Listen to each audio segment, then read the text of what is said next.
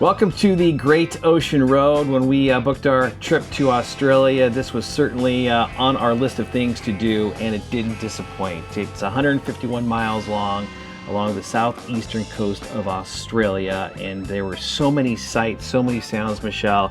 It was beautiful and had some historical significance as well. Yeah, absolutely. It is stunning and so much to take in, but also equally important, it's actually the world's largest war memorial in that it was built from soldiers returning and is a tribute to those lost in World War I, so had such historical significance as well. We're going to kick things off in Torquay, which is the actual beginning of the Great Ocean Road, a great beach town, and when we did make our way through, we were in need of some ice cream. And when your last name is French, no better way to get refreshed with ice cream than stop at Frenchie's Ice Cream. Eden, the owner there, third generation, was kind enough to talk with us, so that was a fun stop along the way. Also had a great playground across the street from that area and right along the beach, so really beautiful, family friendly. Yes, it was. Next, we were off to check out some beaches. We were in search of Bell's Beach, but we found Southside first. If you've seen our feature with Surfer Will, you'll see that it was beautiful, just a pure stretch of beach. We were the only ones there for quite a while, had a nice picnic. We did eventually find Bell's Beach, so famous, and that was really enjoyable as well. And there was a third little discovery there as well. Yeah, we call Winky Pop. What Will told us about it, it's right next to Bell's Beach, and the two have some of the most iconic surfing waves in Australia. By the way, a quick note on Bell's Beach, it hosts the Rip Curl Pro, which is the world's longest running professional surf event. So it was a necessity to stop by those. But then it was off to some surf towns, Michelle. Yeah, first we stopped by Lorne, a charming, beautiful surf town, but busier than some of the other areas.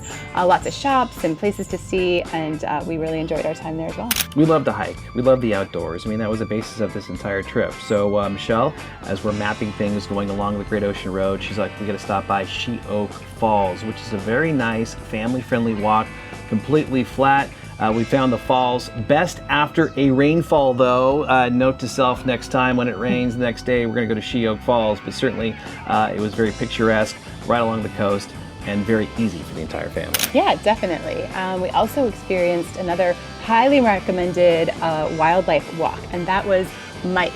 Now, we heard this many times and thought maybe it was Mats, the man's name, or maybe it was Maits.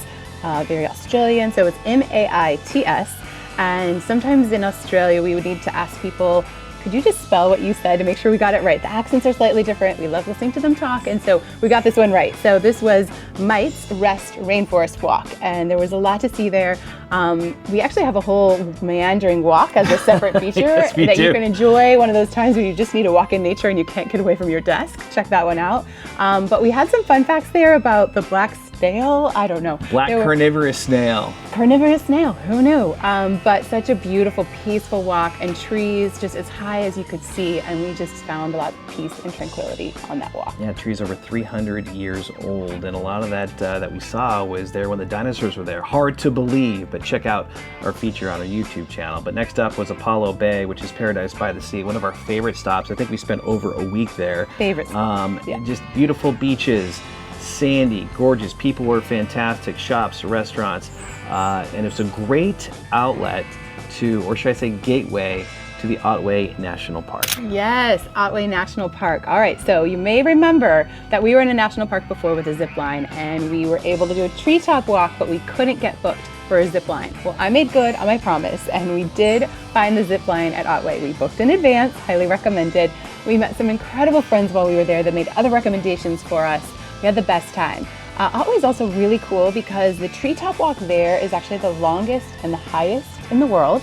A little bit of scared heights, so it was quite the adventure for me. It shook a little. It does shake when you're walking across, but obviously our little one absolutely loved it. We loved being in the treetops. Everly and Kent were able to zip line for the first time, and I was able to zip line again. There is nothing more freeing and kind of exhilarating. So just being above the treetops, we had a blast. After the starfish, it was fun to watch. After we did our zip lining, it was time to stop by the Cape Otway Lighthouse, and there's so much history, as you mentioned at the beginning, on the Great Ocean Road. This has tons of history. This is Australia's oldest surviving mainland lighthouse, built back in 1848, known as the Beacon of Hope. But it was there to protect ships from the shipwrecks coming in with the treacherous coastline.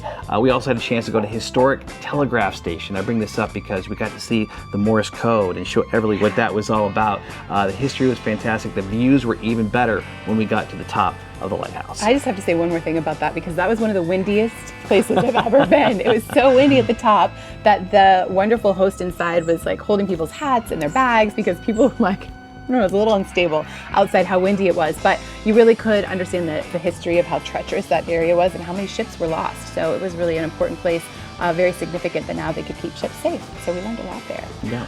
As we did everywhere we went, but one of our favorite spots, Wildlife Wonders. Thank you, Erin and her team. We had such an enchanting time.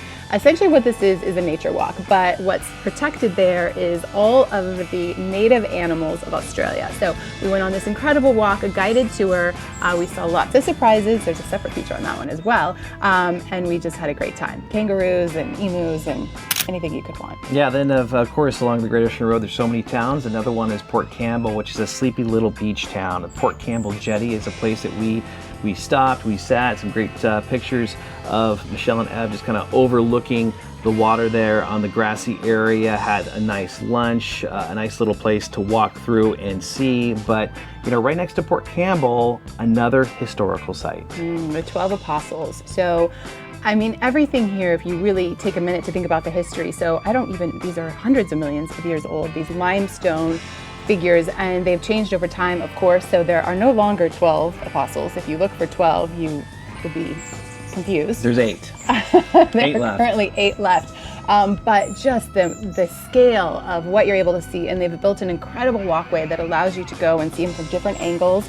And then there was also the Gibson Steps. So then you can go down on the beach and visit this area, the Gibson Steps. So the whole area was just full of these limestone, massive, beautiful areas. Then you can go down on the beach and take in that other perspective from down below. And we had an amazing day there. And it like so many times on this trip felt so small and so significant and insignificant at the same time. Like, we're part of this. It's so beautiful.